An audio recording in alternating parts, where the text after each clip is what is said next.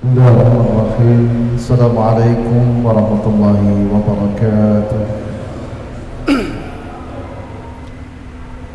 Innal hamdalillah nahmaduhu wa nasta'inuhu wa nastaghfiruh wa na'udzu billahi min shururi anfusina wa min sayyiati a'malina.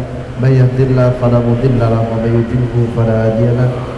Asyhadu an la ilaha illallah wa asyhadu anna Muhammadan abduhu wa rasuluhu, amma ba'd.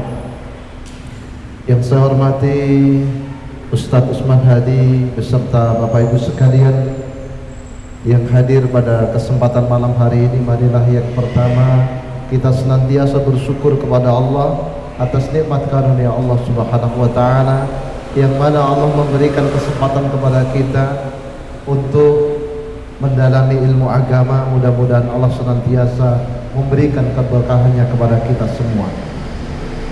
Kemudian yang kedua kali, salawat dan salam senantiasa tercurah dan terlimpah kepada junjungan Nabi besar kita Nabiullah Muhammad sallallahu alaihi wasallam.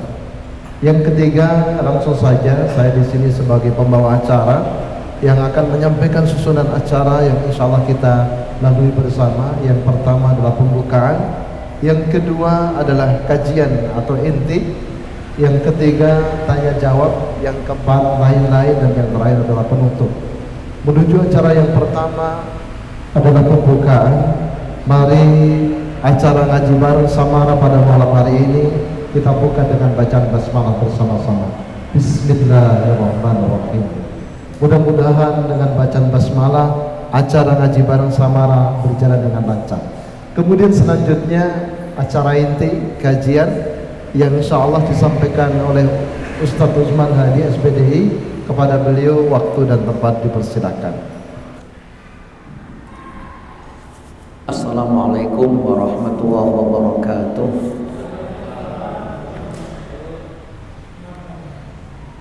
Innal hamdalillah nahmaduhu wa nasta'inuhu wa nastaghfiruh wa na'udzu billahi min shururi anfusina wa sayyiati a'malina.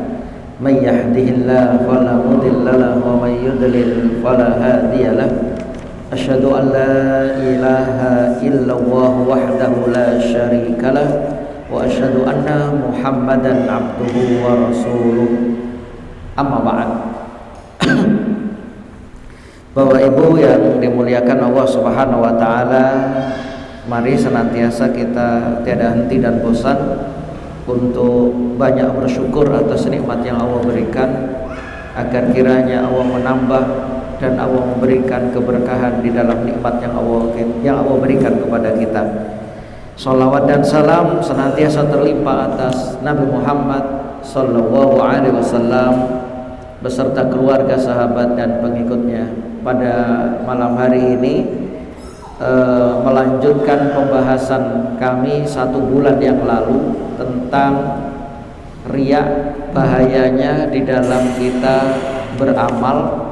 Sudah saya sampaikan ada 9 bahaya riya. Pada malam hari ini ada pertanyaan yang kemarin, ada 2 poin yang ini akan kita kaji. Setelah kita mengkaji tentang bahayanya riya, maka poin yang kedua yang kita bahas insya Allah nanti kita selesaikan, yakni perkara yang tidak termasuk riya. Ada perkara-perkara yang tidak termasuk riya. Karena kemarin ada pertanyaan ini. Yang ketiga nanti, bagaimana terapi dari penyakit riya ini? Obat penyakit riya itu apa saja biar kita selamat? Bapak Ibu yang dimuliakan Allah Subhanahu wa taala, perkara yang tidak termasuk riya: 1, pujian manusia atas seorang hamba, atas amal baik yang ia lakukan. Jadi pujian manusia atas seorang hamba atas amal baik yang ia lakukan, tetapi tujuannya tidak ingin dipuji. Ini bukan termasuk riya. Seumpama seseorang yang melakukan perbuatan kebaikan, Bapak Ibu, dia itu sudah betul-betul karena Allah, kemudian diketahui oleh orang, kemudian orang lain memujinya, orang lain menyanjungnya, Masya Allah, Barokallah, ternyata panjenengan kau yang mensupport semua ini. Padahal dia nggak tahu, nggak kepingin disebutkan, tapi perbuatan baiknya diketahui orang. Dan ketika disampaikan, oh ternyata panjenengan toh yang mensupport ini, maka dia satu tidak ingin dipuji. Ketika dapat pujian dia nggak bangga, nggak senang. Maka ini bukan termasuk riya. An Abi Dzar radhiyallahu anhu qila li Rasulillah sallallahu alaihi wasallam, ara'aita ar-rajula ya'malul amala minal khair. Ya Rasul, bagaimana pendapat engkau tentang seseorang yang mengerjakan suatu amal kebaikan, wa yahmaduhun nas alaihi, terus kemudian orang memujinya. Apapun, mau riya itu bisa sholat, bisa adzan, bisa sedekah, bisa nolong orang. Dia itu kepingin karena semuanya karena Allah, tapi kemudian orang lain memujinya, Masya Allah, saya ngadzan nih, Masya Allah, aku semua, oh Pak jenengan, oh Masya Allah hebat suaranya jenengan, karena mungkin suaranya enak merdu gitu. Tapi dia adzan itu bukan kepingin riya, tapi orang mendengar, sopo sing adzan ini mau kok tumben, enak suaranya. Saya contohkan itu. Orang memuji, Masya Allah, Alhamdulillah suaranya jenengan bagus. Apakah itu termasuk riya? Qal tilka ajilun busral mukmin, kata Rasul. Itu adalah merupakan kabar gembira bagi orang mukmin yang diberikan lebih dahulu di dunia. Jadi ajilun busral mukmin, disegerakan kabar gembiranya itu. Jadi ini bukan termasuk riya. Yang kedua, yang tidak termasuk riya, giatnya seorang hamba dalam berbuat kebaikan ketika ada orang yang melihatnya dan ketika menemani orang-orang yang ikhlas dan orang-orang soleh. Jadi ini tidak termasuk riya. Yang kedua, giatnya seorang hamba dalam berbuat kebaikan ketika ada orang yang melihatnya dan ketika menemani orang-orang yang ikhlas dan orang-orang soleh. Contoh, malam hari ini saya jenengan ini termasuk orang soleh, karena termasuk orang-orang yang senantiasa mendekatkan diri kepada Allah. Mungkin jenengan di antara saya jenengan, kalau di rumah gak kumpul dengan orang-orang soleh, gak kumpul dengan orang-orang di majelis ilmu, sholat sunnah itu gak pernah dikerjakan. Tapi karena Masya Allah kumpul orang soleh, akhirnya jenengan mengerjakan sholat sunnah itu tadi. Kemudian tonggo itu ngaren sampean nih, gak tahu sholat sunnah, riak sampean. Bukan, karena termotivasi. Jadi dia kumpul dengan orang soleh, dia kumpul dengan orang ikhlas, akhirnya termotivasi. Padahal biasanya gak kayak demikian. Jadi ini bukan termasuk riya. Yang kedua. Yang ketiga, orang yang menyembunyikan dosa, ini tidak termasuk riya. Malah harus Pak menyembunyikan dosa. Gak boleh orang itu dosanya malah diumbar, gak boleh dosanya malah dicerita-ceritakan, gak boleh dia bangga dengan dosanya. Dia menyembunyikan dosa. Jenengan pengen nome apa sing sampean lakoni? Lah kok cara kuwi to, Pak? Wis aku biyen nembus status yo mendem.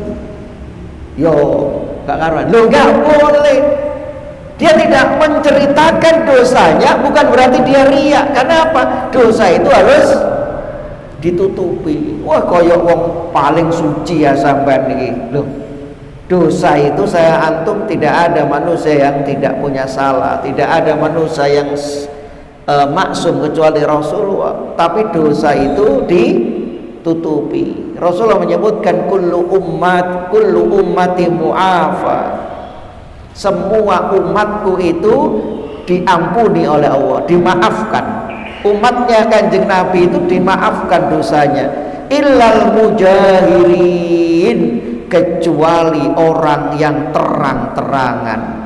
Wa innal mujahira ayya'mala ar-rajula bil-laili amalan. Seseorang yang malamnya melakukan sesuatu, Pak, Bu, summa yusbih, kemudian pagi waqad satarallah, sebenarnya dia melakukan dosa malam itu nggak ada yang tahu sampai pagi, ditutupi oleh Allah. Fayaqul, tetapi kemudian dia mengatakan, ya fulan amiltul bariha kada wa kada. Fulan, diceritakan temannya, aku mambengi melakukan ini. Bangga dengan dosanya. Apakah dia mencuri, ngambil harta orang, atau melakukan kemaksiatan yang lainnya? Kalau dia malam itu dia ada yang tahu, cuma Allah yang tahu, ditutupi, dia taubat.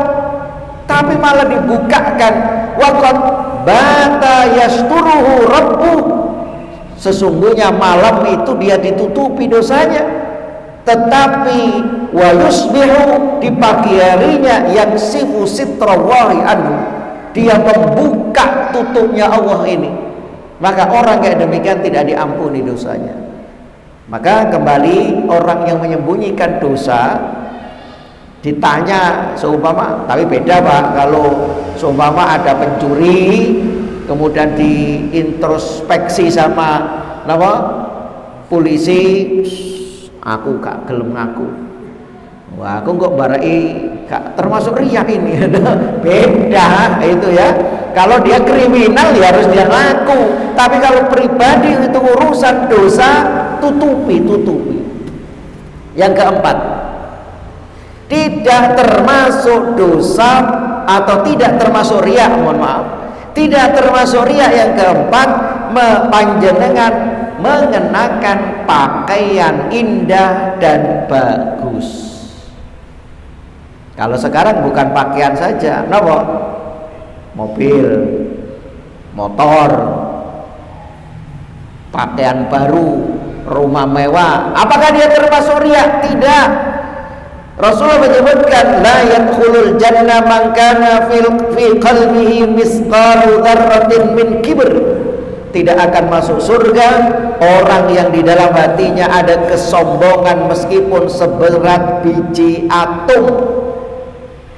Qala rajul, maka ada orang yang mengatakan, innar rajula yuhibbu ayyakuna saubuhu hasanan. Ya Rasul, ada orang yang dia senantiasa pakai bajunya itu senantiasa baik. Kalau sekarang ada orang kadang, wah, tapi ini ya jangan ditiru Pak, sinten itu pengacara kondang itu, tapi bukan muslim kan. Sinten itu sing jase pirang juta, terus nopo dasine sak kujur awake dihitung wis pirang atus juta itu. Nah ini dia bangga.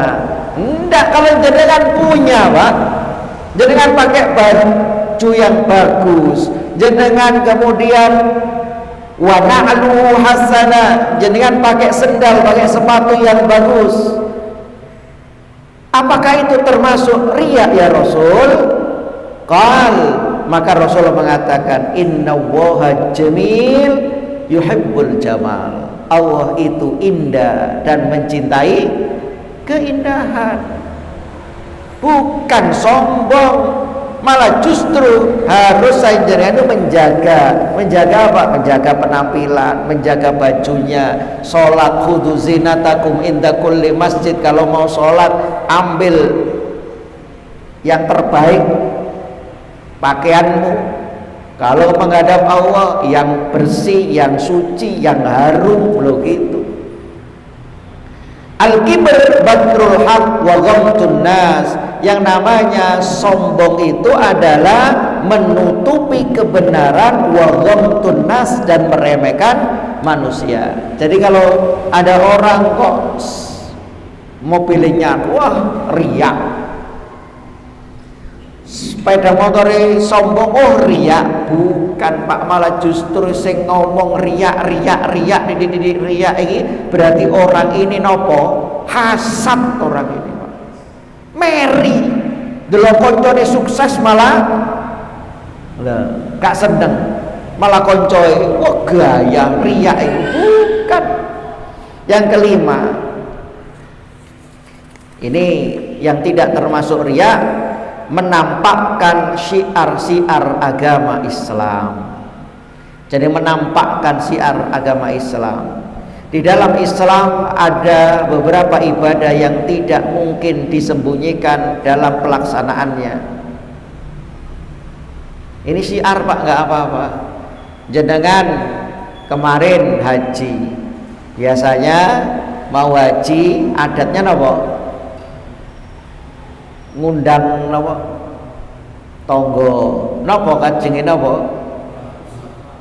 Pamitan walimatus safar. Riak arep haji lo, bukan. Karena haji kan sudah tahu orang itu ibadah yang semua mengekspos, semua tahu. Umrah juga gitu. Ya nanti tergantung kepada orangnya.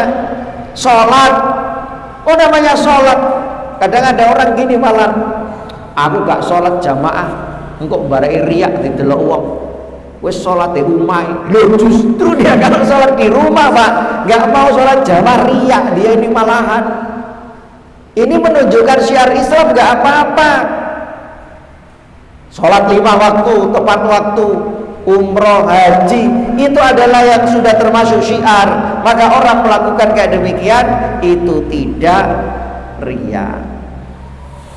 Tapi saat ini nyuwun sewu, dengan adanya kecanggihan teknologi semua bawa HP. Orang Indonesia nek haji nek umroh malah sibuk nopo sampai disindir Syekh Ruhaili apa itu.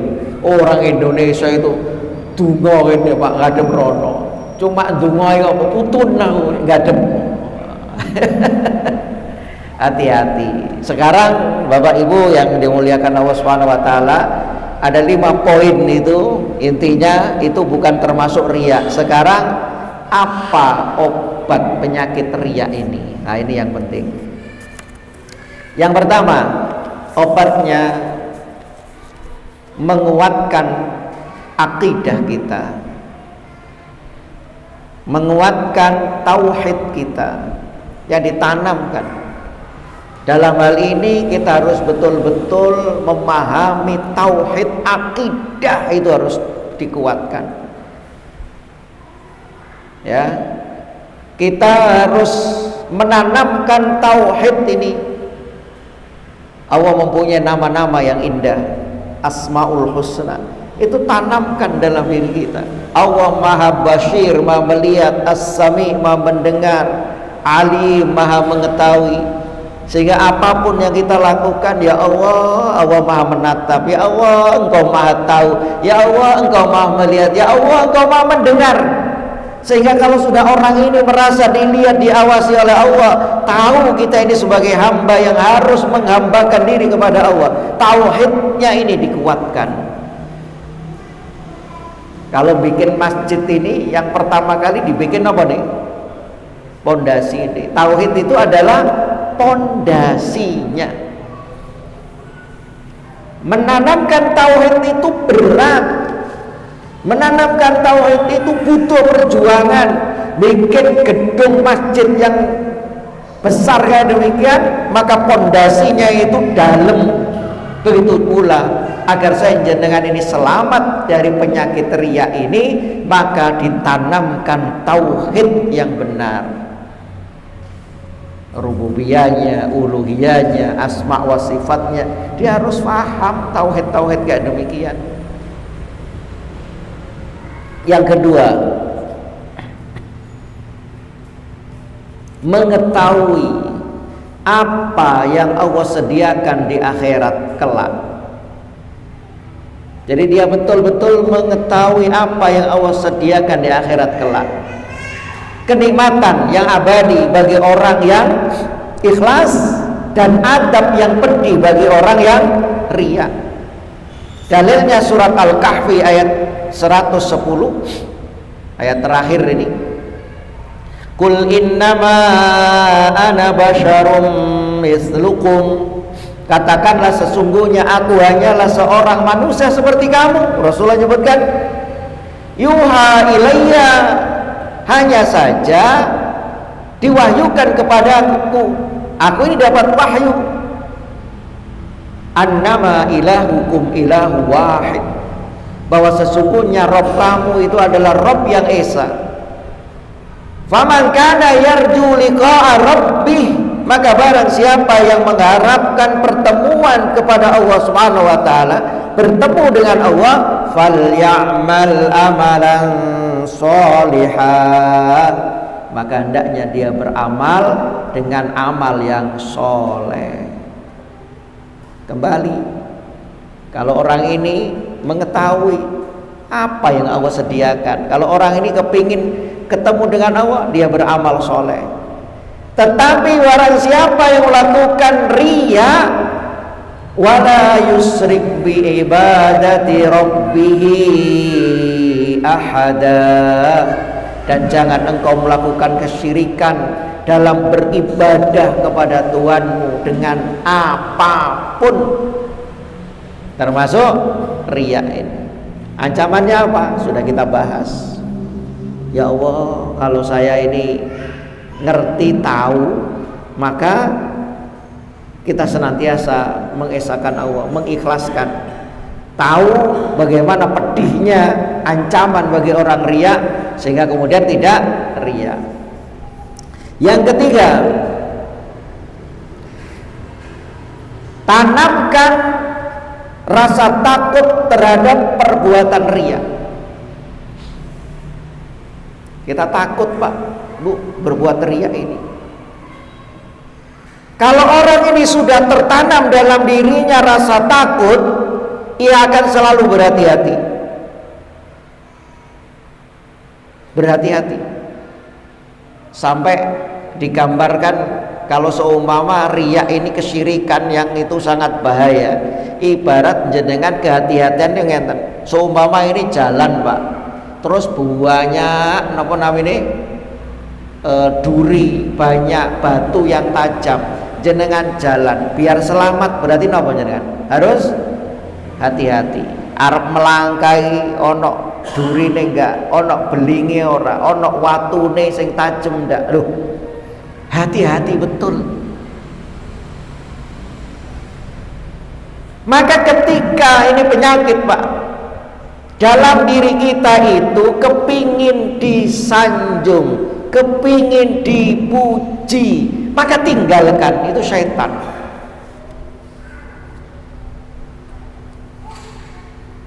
Setan itu, manusia itu kepingin dipuji, kepingin disanjung. Nek dipuji, nek disanjung saweneng, nek dikritik nesu, marah-marah, nggak mau, laporkan, loh Pak. Padahal para sahabat itu kalau dipuji malah gak seneng. Sahabat itu kalau dipuji malah marah. Maka hendaknya rasa takut ini kita tanamkan, Pak. Bagaimana bahayanya riya ini. Terus yang keempat, menjauhkan diri dari celaan dan murkanya Allah. Menjauhkan diri dari celaan dan murkanya Allah. Orang ini, Pak Bu, biasanya sebab riya itu takut terhadap celaan manusia.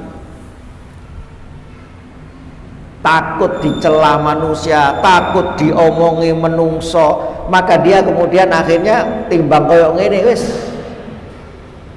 Dia menceritakan amal solehnya, dia menceritakan kebaikan-kebaikannya. Tapi kita hendaknya menjauhkan dari celaan ini. Nggak usah Pak Bu, karena kepingin takut dicela manusia akhirnya berbuat riya.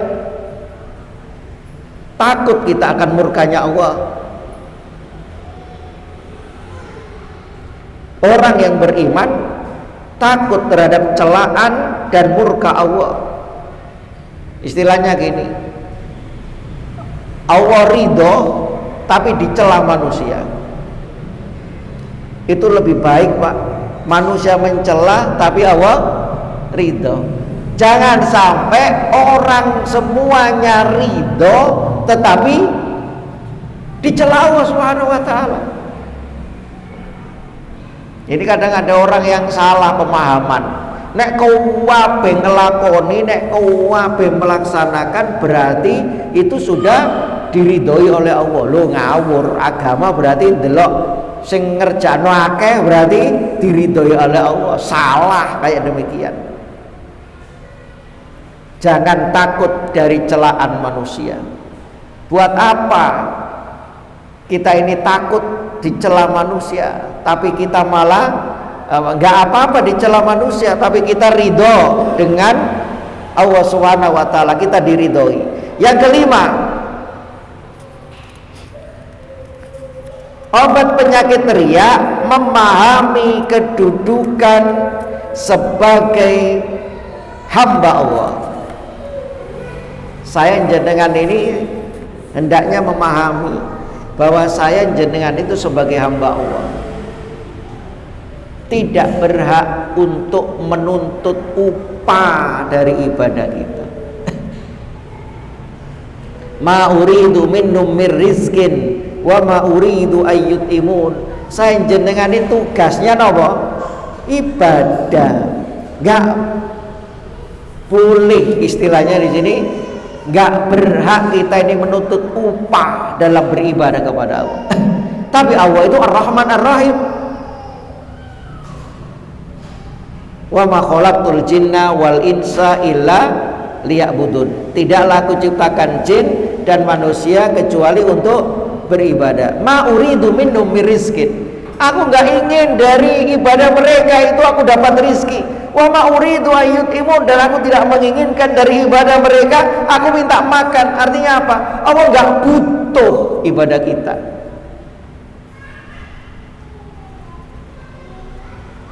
Maka ini tanamkan dalam diri kita. Yang keenam, mengetahui hal-hal yang membuat setan lari.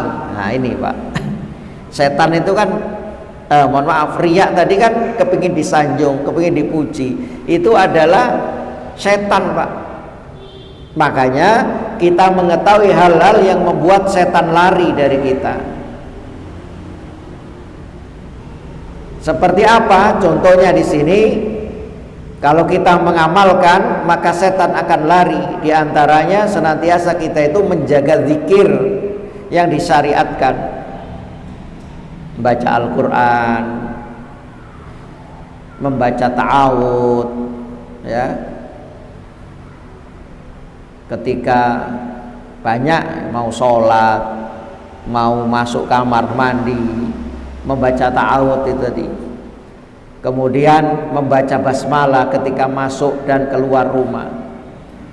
Masuk rumah itu bismillah, assalamualaikum. Kemudian doa ketika masuk keluar kamar mandi. Ini contohnya aja Pak, banyak ya. Membaca doa ketika kita melakukan apapun, sehingga setan itu tidak akan menggoda saya jenengan. Tahu, jangan dikasih kesempatan setan itu. Kalau orang ini sudah nggak ada penjagaan dirinya, setan bisa masuk ke dalam hati, akhirnya riya. Yang ketujuh, terapi atau obat riya ini hendaknya saya jenengan menyembunyikan amal. Ini amal kita ini adalah untuk Allah, bukan untuk dipublikasikan. Saiki wuduhe syuting, Pak. Napa malih? Berseni kamar mandi. Soalnya arep napa? Pemilihan. Amal kita ini kita dengan Allah yang tahu sembunyikan. Inna wa yuhibbut taqi wal ghani wal khafi. Dalam hadis Rasulullah mencintai hamba yang bertakwa, hamba yang kaya, dan hamba yang ghani, yang kaya, al khafi, dan hamba yang merahasiakan ibadahnya. Pak, ada istilah amal ibadah kita itu kita jaga, Pak. Dari apa? Keistiqomahan ibadah kita jaga dari yang membatalkan. Salah satunya adalah jangan ujub, bangga diri dan riya, ya. Terus kemudian ibadah kita itu kita rahasiakan. Ibnu Qudamah menyebutkan la yatimul ma'ruf illa bisalasin. Kebaikan itu tidak akan sempurna kecuali dengan 3, kata Ibnu Qudamah. Apa itu? Bitta'jil. Yang pertama, disegerakan. Kalau punya keinginan baik agar menjadi sempurna, segerakan. Yang kedua, bittasghir. Ya, kita merasa kurang, merasa kecil ibadah itu sehingga termotivasi. Yang ketiga, wasitri, dan kita menyembunyikan amal kita. Sampai dulu para sahabat itu ketika malam, Pak, bangun kemudian mau sholat subuh, biar seumpama tidak dikatakan orang ini Pak tadi malam sholat terus gitu, atau zikir terus. Banyak ulama-ulama itu dulu, para sahabat tabi'in, ketika mereka menghidupkan malam, maka terdengar sholat subuh, mereka sholat di rumah sunnahnya, ke masjid itu seolah-olah mereka kayak baru bangun, Pak. Kayak baru bangun tidur. Kenapa? Menyembunyikan. Sehingga banyak mereka mengatakan derene ulama, derene kiai, turuai. Kita gak tahu. Makanya jangan meremehkan orang. Dia kayak demikian karena apa? Menyembunyikan. Maka amal itu disembunyikan, kita yang tahu dengan Allah Ta'ala. Yang kedelapan, tidak peduli dengan celaan dan pujian manusia. Banyak orang binasa karena takut celaan manusia. Ini hampir sama dengan yang kelima tadi, ya. Banyak orang yang celaka kembali karena takut celaan manusia. Banyak orang yang celaka karena senang dipuji, hingga tindak tanduknya menuruti keridoan manusia. Nah, aku berpegang teguh pada Al-Quran, As-Sunnah, wah pengikutku entek kok, pada mencela aku. Loh, berarti orang ini hanya kepingin manusia ridho, tapi Allah murka. Hati-hati. Kemudian yang ke-9,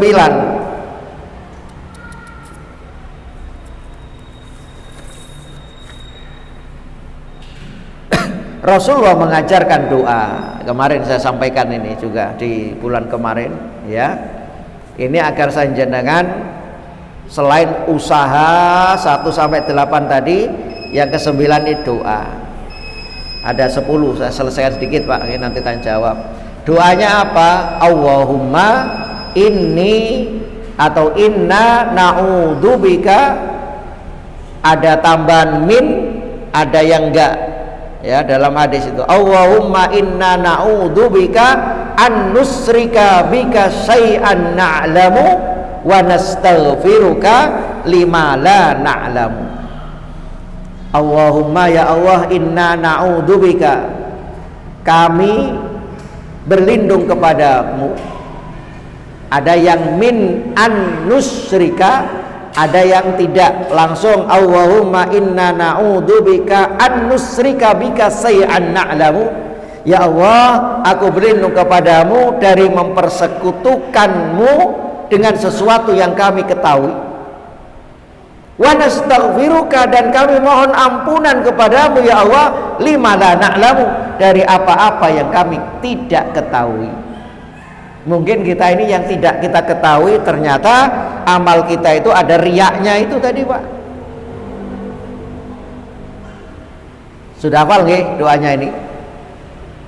Allahumma inna na'udzubika an nusyrika bika sayyi'an na'lamu wa nastaghfiruka lima la na'lamu. Terakhir, hendaknya terapinya berteman dengan orang ikhlas, berteman dengan orang soleh, dan berteman dengan orang-orang yang bertakwa. Ini penting. Maka inti dari itu semua, kalau Ibnu Qudamah mengatakan terapinya itu cuma dua, Pak. Kalau diringkas ini tadi ada 10 ini tadi. Apa itu? Ilmu dan amal. Nah, ini intinya. Terapinya apa? Ilmu dan amal. Ilmui tentang bahayanya kemarin, tentang manfaatnya kita harus ikhlas. Kemudian amal, ilmu ini diamalkan. Diamalkan itu apa berarti? Dipraktekkan. Sing abot niku ngilmui apa ngamali? Ngamalno. Nek ilmu gampang, Pak. Ngamalno. Sabar. Sing ngomong durung karuan sabar. Lho, Pak. Malah jamaah sing sabar. Allahu a'lam. Bisa nanti dilanjutkan tanya jawab. Monggo.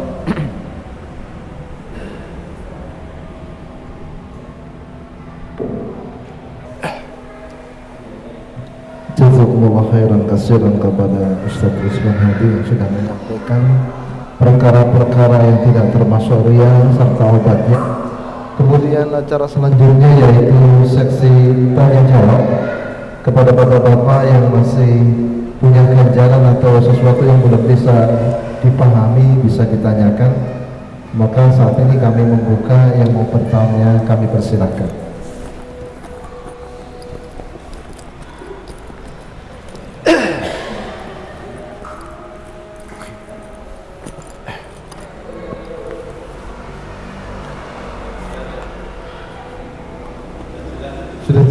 Sudah jelas. Alhamdulillah. Alhamdulillah.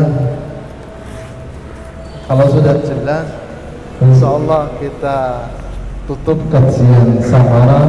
Ustaz minta kesimpulan dan doa penutup. Ya, Bapak Ibu yang dimuliakan oleh Allah Subhanahu wa taala,